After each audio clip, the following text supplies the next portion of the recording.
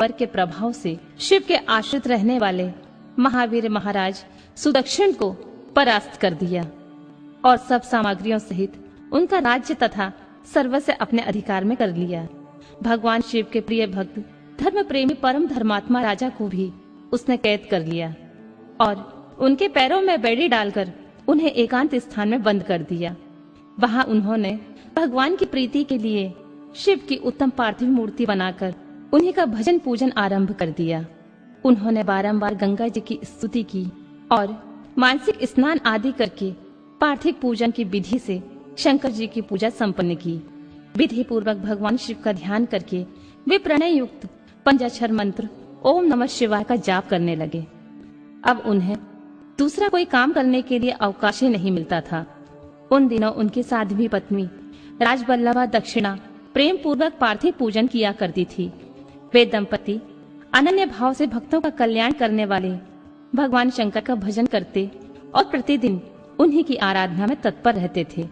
इधर वह राक्षस वर्ग के अभिमान से मोहित हो यज्ञ कर्म आदि सभी धर्मों का लोप करने लगा और सबसे कहने लगा, तुम लोग सब कुछ मुझे ही दो। महर्षियों, दुरात्मा राक्षस की बहुत बड़ी सेना साथ ले उसने सारी पृथ्वी को अपने वश में कर लिया।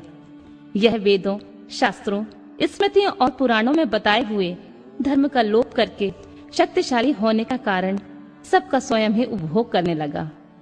तब सब देवता और ऋषि अत्यंत पीड़ित हो महाकोशी के तट पर गए और शिव का आराधन करने और स्तवन करने लगे। उनकी इस प्रकार स्तुति करने पर भगवान शिव अत्यंत प्रसन्न हो देवताओं से बोले, देवगण और महर्षियों, मैं प्रसन्न हूँ, वर मांगो, तुम्हारा कौन सा कार्य सिद्ध करूं? देवता बोले, देवेश्वर, आप अंतर्यामी हैं, अतः सबके मन में सारी बातें जानते हैं, आपसे कुछ भी अज्ञात नहीं है।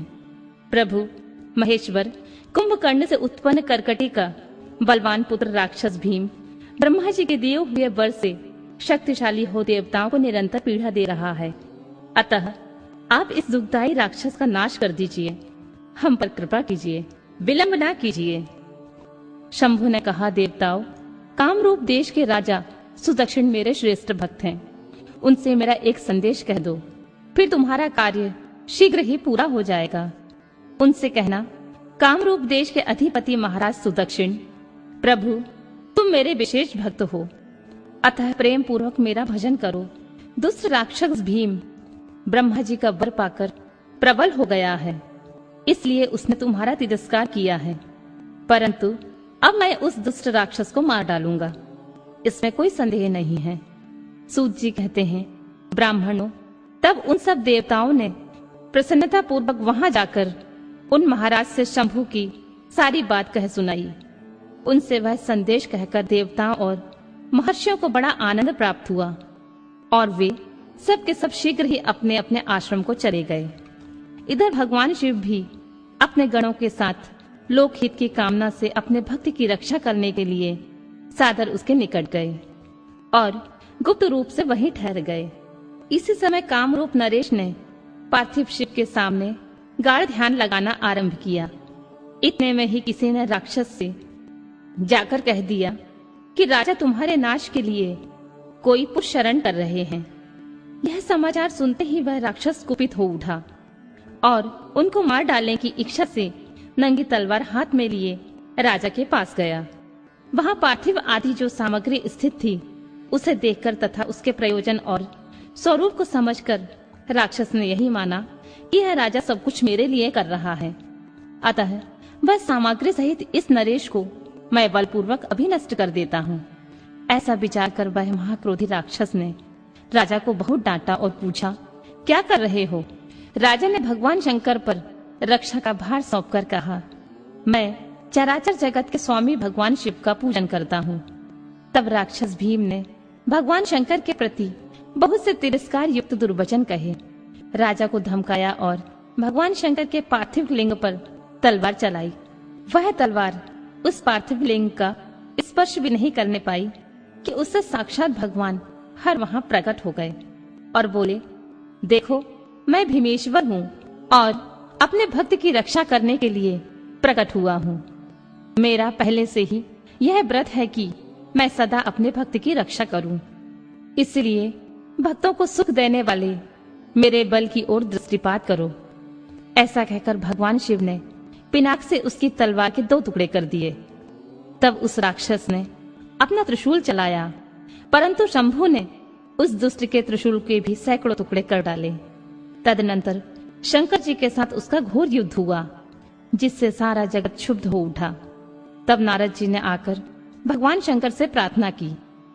नारद बोले, लोगों को भ्रम में डालने वाले महेश्वर, मेरे नाथ, आप क्षमा करें, क्षमा करें।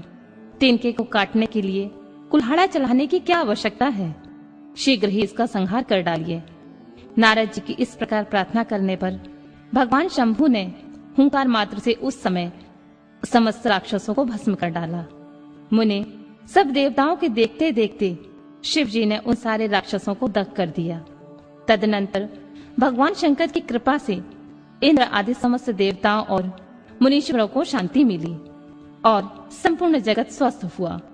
उस समय देवताओं और विशेषतः मुनियों ने भगवान शंकर से प्रार्थना की, प्रभु, आप यहाँ लोगों को सुख देने के लिए सदा निवास करें। यह देश निंदित माना गया है, यहाँ आने वाले लोगों को प्रारब्ध दुख ही प्राप्त होता है, परंतु आपका दर्शन करने से यहाँ सबका कल्याण होगा। आप भीम शंकर के नाम से विख्यात होंगे और सबके संपूर्ण मनोरथों की सिद्धि करेंगे। आपका यह ज्योतिर्लिंग सदा पूजनीय और समस्त आपत्तियों का निवारण करने वाला होगा। सूत जी कहते हैं, ब्राह्मणों, उनके इस प्रकार प्रार्थना करने पर लोक हितकारी एवं भक्त वत्सल भगवान परम स्वतंत्र शिव प्रसन्नता पूर्वक वहीं स्थित हो गए।